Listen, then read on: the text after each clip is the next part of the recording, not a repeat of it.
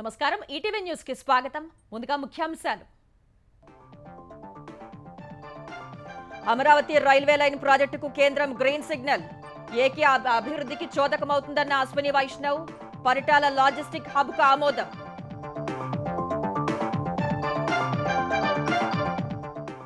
మూడేళ్లలో పూర్తి చేయాలన్న సీఎం భూసేకరణకు సహకరిస్తామని వెల్లడి విశాఖ రైల్వే జోన్ శంకుస్థాపనకు రావాలని ప్రధానికి ఆహ్వానం శ్రీకాకుళం జిల్లా రణస్థలం వద్ద 6 లేన్ల ఎలివేటెడ్ కారిడార్ 252 కోట్ల వ్యయంతో చేపడతామని కేంద్ర మంత్రి నితిన్ గడ్కరీ ప్రకటన ఆస్తులపై ప్రేమతో జగన్ రక్త సంబంధం అనుబంధాలనే మార్చారన్న షర్మిల కుటుంబ వ్యవహారాన్ని రోడ్డుకి ఇచ్చారని మండిపాటు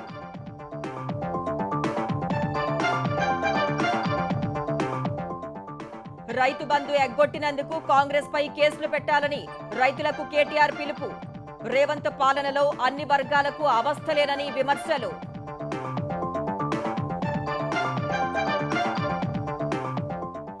రైల్వే మ్యానుఫ్యాక్చరింగ్ యూనిట్ గా కాజీపేట వ్యాగన్ ఫ్యాక్టరీ కేంద్ర మంత్రి కిషన్ రెడ్డి ప్రకటన రైల్ రింగ్ రోడ్ సర్వే సాగుతోందని వెల్లడి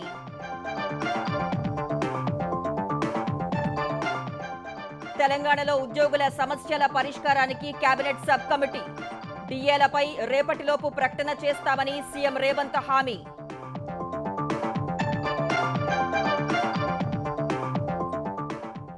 దానా తుపానుతో ఒడిశాలో భారీ వర్షాలు అర్ధరాత్రి దాటిన తర్వాత తీరం దాటే అవకాశాలు ముందు జాగ్రత్తలు చేపట్టిన సర్కార్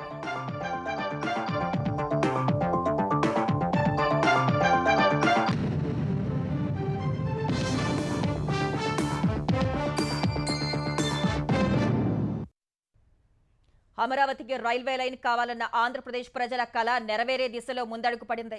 అమరావతి రైల్వే అనుసంధానం ప్రాజెక్టుకు కేంద్ర కేబినెట్ ఆమోదం తెలిపింది. మొత్తం 2245 కోట్ల రూపాయల వ్యయంతో 57 కిలోమీటర్ల అమరావతి అనుసంధాన ప్రాజెక్టుకు కేబినెట్ గ్రీన్ సిగ్నల్ ఇచ్చింది. కొత్త ప్రాజెక్టుపై కేంద్రానికి కృతజ్ఞతలు తెలిపిన సీఎం చంద్రబాబు 3 ఏళ్లలోనే పూర్తి చేయాలని కోరారు. విశాఖ రైల్వే జోన్కు నవంబర్ లేదా డిసెంబర్లో శంకుస్థాపన చేయాలని ప్రధానిని ఆహ్వానించారు. ఎన్టీఆర్ జిల్లా పరిటాల వద్ద మల్టీ మోడల్ లాజిస్టిక్ హబ్ ఏర్పాటు చేసేందుకు కేంద్ర కేబినెట్ ఆమోదం తెలిపింది.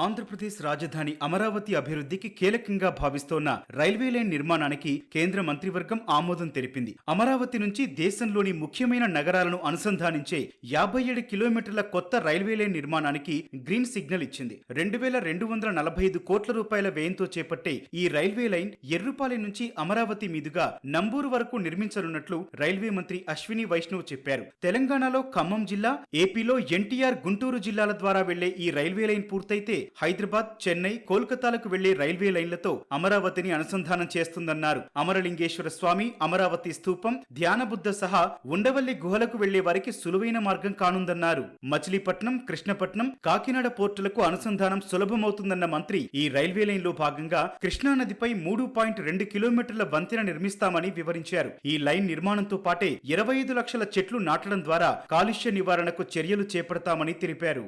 The line will be basically connecting Erupulam to Namburu, and the stations will be Pedapuram, Chinnarao, Pelam, Gottumakkal, Paritala, Kotapalli, Vadamanu, Amravati, Tadikona and Koppavaram. There will be a multimodal logistics hub at Paritala. There you see Vijayawada ke paas mein Amravati hai, right? Chennai connectivity directly towards this side, Kolkata towards Howrah directly connectivity, towards Hyderabad and Mumbai beyond connectivity via Guntur and via Kazipet also. Then via Kazipet it goes all the way to Nagpur and then it goes to Delhi. So in a sense all the big cities will get directly connected to Amravati. So this is the project, very important project for growth of Andhra. Railway line మంజూరుపై కేంద్రానికి ధన్యవాదాలు తెలిపిన CM Chandrababu Visakha railway zone కు సైతం త్వరగా శంకుస్థాపన చేయాలని ప్రధాని నరేంద్ర మోదీని ఆహ్వానించారు.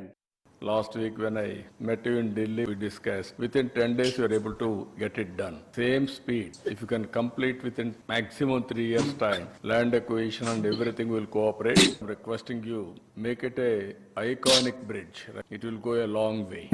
Nearly 70,000 crores worth of projects are going on, and also Visakhapatnam railway zone long pending issue.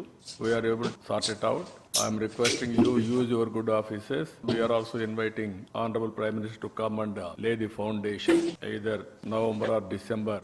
కేంద్రం ఆమోదించిన రైల్వే ప్రాజెక్టు అమరావతి ఆంధ్రప్రదేశ్ అభివృద్ధికి కీలకంగా మారుతుందని ఉప ముఖ్యమంత్రి పవన్ కళ్యాణ్ అన్నారు. It's a big boost for state of Andhra Pradesh, and it is a long pending dream.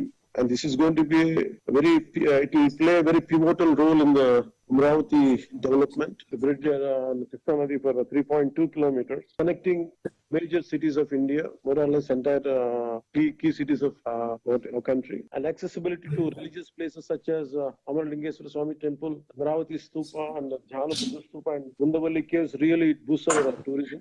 ప్రతి ప్రాంతం అభివృద్ధికి అనుసంధానతే కీలకమన్న కేంద్ర మంత్రి రామ్మోహన్ నాయుడు అమరావతికి ప్రకటించిన రైల్వే ప్రాజెక్టు రాజధాని అభివృద్ధిని పరుగులు పెట్టిస్తుందని అన్నారు. నూతన రైల్వే ప్రాజెక్టుకు సత్వర అనుమతులు మంజూరు చేయడం ఏపీ అభివృద్ధిపై కేంద్రానికున్న చిత్తశుద్ధికి నిదర్శనమని బీజేపీ ఏపీ అధ్యక్షురాలు పురంధేశ్వరి అన్నారు. ఆంధ్రప్రదేశ్ శ్రీకాకుళం జిల్లా రణస్థలం వద్ద 6 లేన్ల ఎలివేటెడ్ రోడ్ కారిడార్ నిర్మాణాన్ని చేపట్టనున్నట్టు కేంద్ర ఉపరితల రవాణా శాఖ మంత్రి నితిన్ గడ్కరీ తెలిపారు. మొత్తం 252.42 కోట్ల రూపాయల వ్యయంతో ఈ కారిడార్ నిర్మాణాన్ని చేపట్టనున్నట్టు సామాజిక మాధ్యమం ఎక్స్లో గడ్కరీ వెల్లడించారు. ఈ ప్రాజెక్టు పూర్తయితే ఆ మార్గంలో ట్రాఫిక్ ఇబ్బందులు తీరడమే కాకుండా రహదారి భద్రతకు హామీ లభిస్తుందని గడ్కరీ వివరించారు. అంతేకాకుండా ఆర్థిక కార్యకలాపాలు పెరిగి నూతన ఉపాధి అవకాశాలు లభిస్తాయని తెలిపారు. ఏపీలో ప్రజారోగ్యాన్ని ప్రభుత్వం గాలికి వదిలేసిందని వైసీపీ అధ్యక్షుడు జగన్ విమర్శించారు. విజయనగరం జిల్లా గుడ్లలో పర్యటించిన ఆయన డయేరియా మృతుల కుటుంబాలను పరామర్శించారు. డయేరియాతో చనిపోయిన వ్యక్తుల కుటుంబాలకు వైసీపీ తరపున ఒక్కొక్కరికి 2 లక్షల రూపాయల ఆర్థిక సాయం అందించారు. కూటమి ప్రభుత్వ నిర్లక్ష్యంతో గ్రామాల్లో పారిశుద్ధ్యం పడకేసిందన్నారు. జగన్ పర్యటనలో వైసీపీ కార్యకర్తలు అత్యుత్సాహం ప్రదర్శించారు. ఒక్కసారిగా వైసీపీ కార్యకర్తలు ఎగబట్టడంతో తోపులాట జరిగింది. తోపులాటలో కొంతమంది వైసీపీ కార్యకర్తలు కింద పడిపోయారు. పోలీసుల అప్రమత్తతో ప్రమాదం తప్పింది. ఇదే సమయంలో తన సోదరి షర్మిలతో ఆస్తుల పంచాయతీపై స్పందించిన జగన్ ఈ గొడవలు అన్ని కుటుంబాల్లో ఉండేవే అని వ్యాఖ్యానించారు.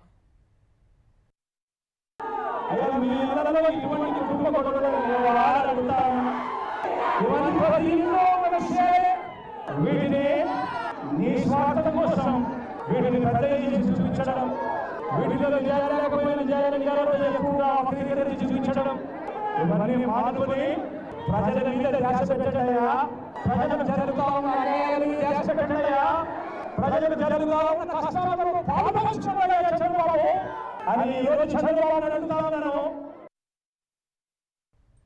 ఆస్తిలో వాటా ఇవ్వనంటూ తల్లి చెల్లిని కూడా రోడ్డుపైకి లాగిన జగన్ తమను నిందిస్తూ డైవర్షన్ పాలిటిక్స్ చేస్తున్నారని ముఖ్యమంత్రి చంద్రబాబు మండిపడ్డారు. జగన్ లాంటి వ్యక్తులతో రాజకీయాలు చేస్తాననుకోలేదని వ్యాఖ్యానించారు. వైసీపీలో ఉన్నామని చెప్పుకునేందుకు కూడా ఆ పార్టీ నేతలు సిగ్గుపడుతున్నారన్నారు. వంకర రాజకీయాలు, చిల్లర రాజకీయాలు ఇకనైనా జగన్ మానాలని హితవు పలికారు. తండ్రి సంపాదించిన ఆస్తి తల్లికి రాదా అని ప్రశ్నించిన సీఎం 2004లో జగన్ ఆదాయం ఎంత అని, ఎక్కడి నుంచి ఈ లక్షల కోట్లు వచ్చాయని నిలదీశారు. ప్రభుత్వంలో ఉండగా ఎప్పుడైనా పరిహారం ఇచ్చారా? 10 లక్షలు ఇచ్చే శక్తి ఇప్పుడు వచ్చిందా అని ధ్వజమెత్తారు. చెల్లెలకి ఆస్తి, తల్లికి ఆస్తి ఇవ్వడానికి కండిషన్ పెట్టేవాడిని ప్రజలకు సేవ చేయడానికి ఎలాంటి కండిషన్లు పెడతారండి మీరు? అంటే నువ్వు మాట్లాడకూడదు, మాట్లాడకపోతే ఇస్తాను, నువ్వు మాట్లాడావు కాబట్టి రిటర్న్ తీసుకుంటున్నానని చెప్పి ఎన్సీఎల్టీలో కేసు వేసేవాళ్ళు వీళ్ళు కావాలండి మనకు. ఇదేంటంటే చిల్లర రాజకీయాలు. ఇలాంటి వాళ్ళకి సమాధానాలు చెప్పడం కానీ, ఇలాంటి వాళ్ళతో మాట్లాడడం కానీ, ఇలాంటి వాళ్ళు రాజకీయాల్లో ఉన్నారని మనం గుర్తించడం కానీ నాకే సిగ్గు అనిపిస్తుంది. ఇలాంటి వాళ్ళతో రాజకీయం చేయడం, వాళ్ళకి సమాధానం చెప్పడానికి కూడా చేసి పర్పస్ ఉండాలండి. ఆస్తులపై ప్రేమతో వైసీపీ అధ్యక్షుడు జగన్ రక్త సంబంధం అనుబంధాలనే మార్చారని ఏపీ పీసీసీ అధ్యక్షురాలు జగన్ సోదరి షర్మిల ఆరోపించారు.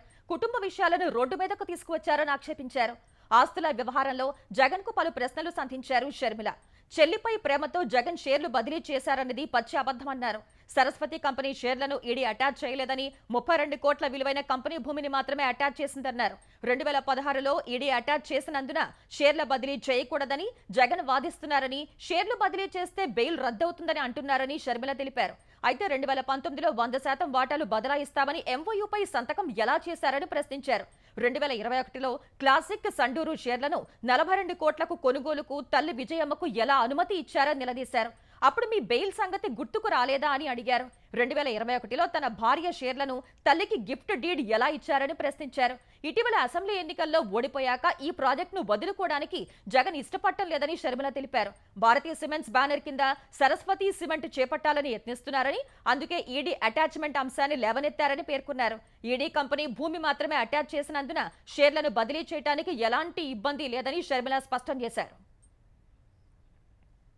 ఉద్యోగుల సమస్యల పరిష్కారానికి తెలంగాణ ప్రభుత్వం కేబినెట్ సబ్ కమిటీని ఏర్పాటు చేసింది. బంజారాహిల్స్ లోని కమాండ్ కంట్రోల్ సెంటర్లో ఉద్యోగుల జేఏసీ ప్రతినిధులతో చర్చించిన సీఎం రేవంత్ రెడ్డి ఈ మేరకు నిర్ణయం తీసుకున్నారు. కేబినెట్ సబ్ కమిటీ చైర్మన్ గా ఉప ముఖ్యమంత్రి భట్టి విక్రమార్క, సభ్యులుగా మంత్రులు శ్రీధర్ బాబు, పొన్నం ప్రభాకర్, ప్రత్యేక ఆహ్వానితులుగా కె కేశవరావును నియమించారు. ఈ కేబినెట్ సబ్ కమిటీ దీపావళి తర్వాత శాఖల వారీగా సమావేశాలు నిర్వహించనుంది. ఉద్యోగుల సమస్యల పరిష్కారానికి తమ ప్రభుత్వం సిద్ధంగా ఉందని సీఎం రేవంత్ రెడ్డి అన్నారు. డీఏలపై రేపు సాయంత్రం లోపు నిర్ణయం ప్రకటిస్తామని సీఎం హామీ ఇచ్చినట్టు ముఖ్యమంత్రితో భేటీ తర్వాత ఉద్యోగ సంఘాల నేతలు తెలిపారు. జీవో 317కు సంబంధించి సబ్ కమిటీ నివేదికపై మంత్రివర్గంలో చర్చించి నిర్ణయం తీసుకుంటామని తెలిపారు. రైతు బంధు ఎగ్గొట్టి రుణమాఫీ సంపూర్ణంగా చేయనందుకు రైతులు కాంగ్రెస్ నేతలపై కేసులు పెట్టాలని బీఆర్ఎస్ కార్యనిర్వాహక అధ్యక్షుడు కేటీఆర్ పిలుపునిచ్చారు. ఆదిలాబాద్ లో రైతు పోరుబాటకు హాజరైన కేటీఆర్ కాంగ్రెస్ మోసపూరిత వాగ్దానాలపై ఆదిలాబాద్ లో ప్రారంభమైన ఉద్యమ సెగను రాష్ట్ర వ్యాప్తం చేస్తామని తెలిపారు. 10 నెలల కాంగ్రెస్ సర్కార్ వైఫల్యాలను ఎండగడుతూ పోరుబాట పడదామని తెలిపారు. కాంగ్రెస్ పాలనలో రైతులు, మహిళలు, విద్యార్థులు, నిరుద్యోగులు, ఆఖరికి ప్రభుత్వ ఉద్యోగులు సైతం రోడ్డున పడ్డారని మండిపడ్డారు. రాష్ట్రంలో శాంతి భద్రతలు లోపించాయంటానికి జగిత్యాలలో జరిగిన హత్యే నిదర్శనమన్నారు. పోలీసులతో వెట్టి చాకిరీ చేయిస్తున్నారని, వారి భార్య పిల్లలు రోడ్డెక్కటం ఏ రాష్ట్రంలో ఇంతవరకు చూడలేదని అన్నారు. కాంగ్రెస్ ప్రభుత్వ వైఫల్యాలపై మాట్లాడితే కేసులు పెట్టి జైల్లో పెడతామంటే రైతుల కోసం జైలుకు వెళ్లేందుకు సిద్ధమని కేటీఆర్ ఉద్ఘాటించారు. రుయ్యాడ అనే ఊర్లో రైతుల మీద కేసులు పెట్టారు. మీరు రుణమాఫీ చేస్తాను మోసం చేస్తే ఆ మోసాన్ని నిరసిస్తూ దిష్టిబొమ్మ గాలబెట్టారు. దిష్టిబొమ్మ గాలబెడతానట రైతుల మీద కేసులు పెట్టి వాళ్లను జైల్లో పెడతారట. అందుకే నేను అంటా ఉన్నా, రైతులు ఎవరు జైలుకు పోయే పని లేదు, ఎవరు బాధపడే పని లేదు. మీకోసం మేము జైలుకు పోతాం, మీకోసం కాంగ్రెస్ నాయకులతో మేము కొట్లాడతాం. మీరు ఇట్లనే మాకు శక్తిని ఇవ్వండి. కేసీఆర్ గారి నాయకత్వంలో తెలంగాణ ఉద్యమంలో ఎట్లయితే కొట్లాడినామో రేపు కూడా అట్లే కొట్లాడతామనే మాట నేను మీకు విజ్ఞప్తి చేస్తా ఉన్నా. కాళేశ్వరం ప్రాజెక్టుపై అప్పటి సీఎం నిర్ణయాల మేరకే ముందుకు వెళ్లినట్లు విశ్రాంత ఈఎన్సీ నల్ల వెంకటేశ్వర్లు తెలిపారు. జస్టిస్ పీసీ ఘోష్ కమిషన్ వెంకటేశ్వర్లను కాళేశ్వరం ప్రాజెక్టు డీపీఆర్ నిర్ణయాలపై ప్రశ్నించింది. 2 లక్షల ఎకరాల ఆయకట్టు కోసం భారీగా ఖర్చు చేశారని, భారీ మొత్తంలో ప్రజాధనాన్ని ఖర్చు చేస్తారా అని కమిషన్ ప్రశ్నించింది. ప్రాణహిత చేవళ్ల కోసం గతంలోనే 16,000 కోట్లు ఖర్చు చేశారని, తర్వాత ఎందుకు పక్కకు పెట్టారని ప్రశ్నించింది. 16,000 కోట్లు వృధా చేయటం ఏ మేరకు సబబని, తమ్మిడిహట్టి నుంచి తక్కువ విద్యుత్తు 2 లిఫ్టులతోనే నీరు వచ్చేది కదా అని అడిగింది. తమిడిహట్టి వద్ద నీటి లభ్యత లేదంటూ ప్రభుత్వం నిర్ణయం తీసుకుందని వెంకటేశ్వర్లు తెలిపారు. అయితే విశ్రాంత ఇంజనీర్ల సూచనలను ఎందుకు పరిగణించలేదని, డిపిఆర్ సమర్పణకు 6 ఏళ్లు ఎందుకు పట్టిందని ప్రశ్నించింది. సిడబ్ల్యూసీ అనుమతి లేకుండా అదనపు టీఎంసీ పనులు ఎలా చేపట్టారని కమిషన్ అడగ్గా, పైనుంచి ఆదేశాల వల్లే అదనపు టీఎంసీ పనులు చేపట్టామని వెంకటేశ్వర్లు తెలిపారు. ఎవరి ఆదేశాల మేరకు మేడిగడ్డలో నీరు నిల్వ చేశారని కమిషన్ అడగ్గా, ప్రభుత్వాధినేత ఆదేశాల మేరకు నీరు నిల్వ చేసినట్లు వెంకటేశ్వర్లు తెలిపారు. 10 ఏళ్ల పాలనలో బీఆర్ఎస్ పార్టీ చేసిన అనేక కుంభకోణాల్లో ఏదో ఒకటి దీపావళిలోపే టపాసులా పేలుతుందని తెలంగాణ రెవెన్యూ శాఖ మంత్రి పొంగులేటి శ్రీనివాసరెడ్డి అన్నారు.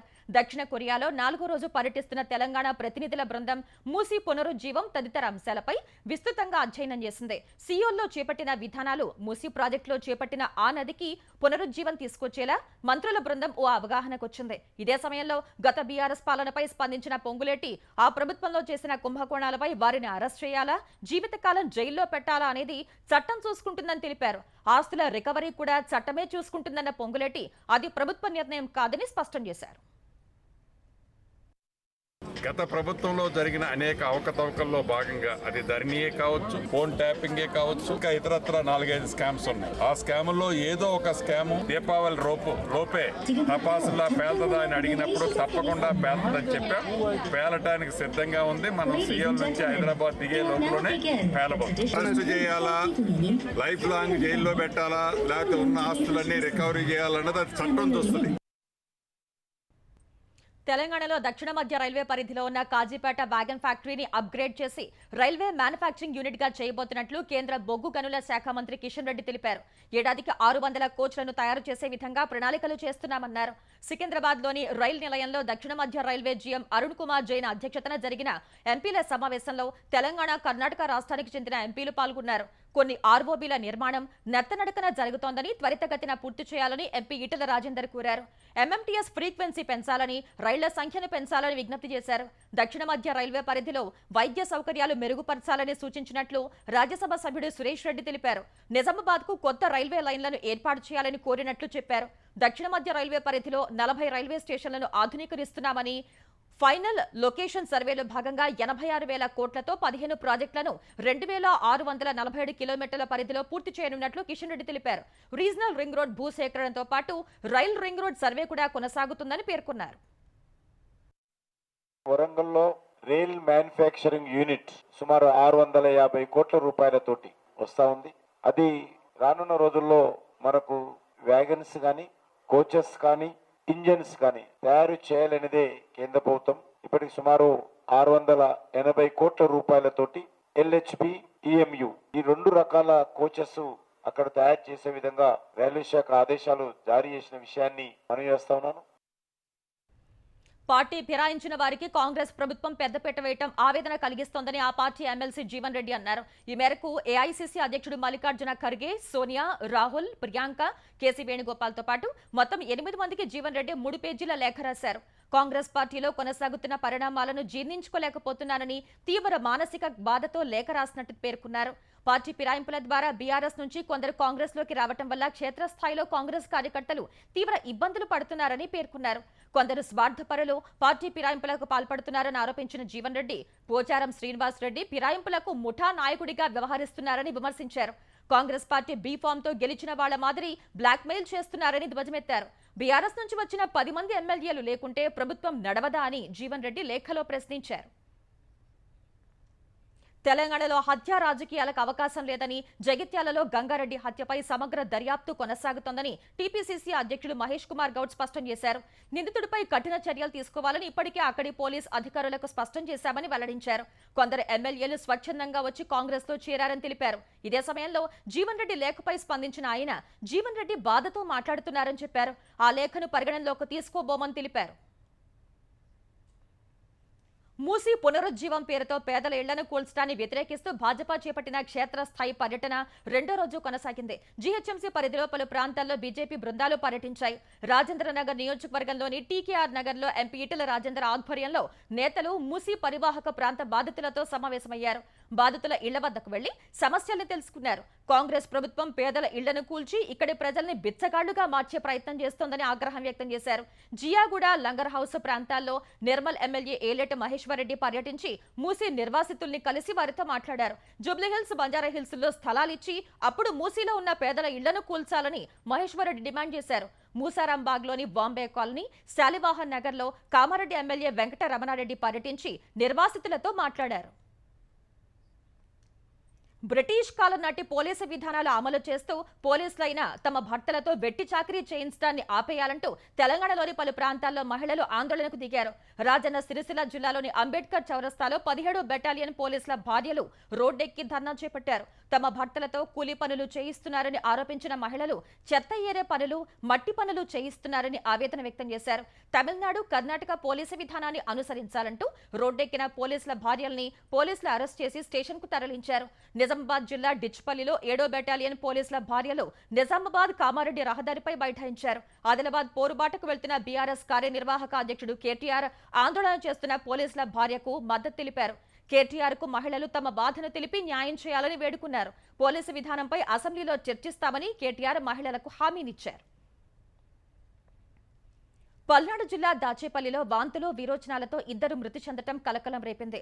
అంజనాపురం కాలనీలో పలువురు వాంతులు, విరోచనాలతో బాధపడుతుండగా తమ్మిశెట్టి వెంకటేష్ అనే 20 ఏళ్ల యువకుడు, వీరయ్య అనే వృద్ధుడు ప్రాణాలు కోల్పోయారు. మరికొందరు ప్రభుత్వ, ప్రైవేట్ ఆసుపత్రుల్లో చికిత్స పొందుతున్నారు. అతిసార వ్యాధి లక్షణాలను గుర్తించిన నగర పంచాయతీ అధికారులు పట్టణంలో పారిశుధ్య పనులు ముమ్మరం చేశారు. మురుగు కాలువల్ని శుభ్రం చేశారు. చెత్తా చెదారం తొలగించి వీధుల్లో బ్లీచింగ్ వేశారు. దాచేపల్లిలో పర్యటించిన కలెక్టర్ అరుణ్ బాబు తాగునీరు కలుషితం కావటం వల్లే కొంతమంది అస్వస్థకు గురైనట్లు తెలిపారు. అంజనాపురం కాలనీలో ఎక్కువ మంది స్థానిక ఆర్వో ప్లాంట్ నుంచి నీటిని తెచ్చుకుని తాగుతున్నట్లు తమ దృష్టికి వచ్చినట్టు కలెక్టర్ చెప్పారు. ఎవరు ఆ నీటిని తాగవద్దని కలెక్టర్ విజ్ఞప్తి చేశారు. అంజనాపురంలో 6 అస్వస్థకు గురైనట్టు తెలిపారు. మరోవైపు డయేరియాతో 2 చనిపోవడంపై సమీక్షించిన పురపాలక శాఖ మంత్రి నారాయణ అంజనాపురం కాలనీలో సాధారణ పరిస్థితి నెలకొనే వరకు మున్సిపల్ వైద్యారోగ్య శాఖ అధికారులు దగ్గరుండి పర్యవేక్షించాలని ఆదేశించారు. ఆంధ్రప్రదేశ్ హైకోర్టుకు మరో 3 అదనపు న్యాయమూర్తుల్ని నియమిస్తూ రాష్ట్రపతి ద్రౌపది ముర్ము ఆదేశాలు జారీ చేశారు. మహేశ్వరరావు కుంచం, తూటా చంద్ర ధనశేఖర్, చల్లా గుణరంజన్లను హైకోర్టు అదనపు న్యాయమూర్తిగా నియమిస్తున్నట్లు రాష్ట్రపతి తన ఉత్తర్వుల్లో పేర్కొన్నారు. కర్ణాటక హైకోర్టు అదనపు న్యాయమూర్తి జస్టిస్ సిద్ధయ్య రాజయ్యను కర్ణాటక హైకోర్టులోనే శాశ్వత న్యాయమూర్తిగా నియమిస్తున్నట్టు ఆ ఉత్తర్వుల్లో స్పష్టం చేశారు. తీవ్ర తుపానుగా మారిన దానా ఒడిశా తీరం దిశగా దూసుకొస్తుంది. అర్ధరాత్రి లేదా శుక్రవారం తెల్లవారుజామున ఒడిశాలోని భీతరకణిక నేషనల్ పార్క్, దమరపోర్టు మధ్య తుపాను తీరం దాటే అవకాశం ఉంది. తుపాను ప్రభావంతో ఒడిశా, పశ్చిమ బెంగాల్లో భారీ నుంచి అతి భారీ వర్షాలు కురుస్తాయనే హెచ్చరికలతో ఒడిశాలోని కోస్తా జిల్లాలో లోతట్టు ప్రాంతాల ప్రజల్ని సురక్షిత ప్రాంతాలకు తరలిస్తున్నారు. మొత్తం 10 లక్షల మందిని సురక్షిత ప్రాంతాలకు తరలిస్తున్నట్లు ఒడిశా సీఎం చెప్పారు. బీహార్లో 4,544 కోట్ల రూపాయల వ్యయంతో 256 కిలోమీటర్ల రైల్వే ప్రాజెక్టుకు కేంద్ర కేబినెట్ ఆమోదం తెలిపింది. నర్కతియాగంజ్, రక్సాల్, సీతామఢీ, దర్భంగా, సీతామఢీ, ముజఫర్పూర్ కారిడార్ పనులు చేపట్టాలని నిర్ణయించింది. ఈ ప్రాజెక్టు నేపాల్, ఉత్తర భారతం సరిహద్దు ప్రాంతాలకు కనెక్టివిటీ బలోపేతం చేస్తుందని కేబినెట్ భేటీ తర్వాత రైల్వే మంత్రి అశ్విని వైష్ణవ్ తెలిపారు. అంతరిక్ష రంగాన్ని మరింత బలోపేతం చేసేందుకు 1000 కోట్లతో వెంచర్ క్యాపిటల్ ఫండ్ ఏర్పాటుకు కేబినెట్ ఆమోదం తెలిపినట్టు చెప్పారు. అంతరిక్ష రంగంలోని అంకుర సంస్థలకు తోడ్పాటు అందించేందుకు ఈ నిధిని ఏర్పాటు చేసినట్లు చెప్పారు. ఈ ఫండ్ దాదాపు 40 స్టార్టప్లకు తోడ్పాటు అందించే అవకాశం ఉందన్నారు.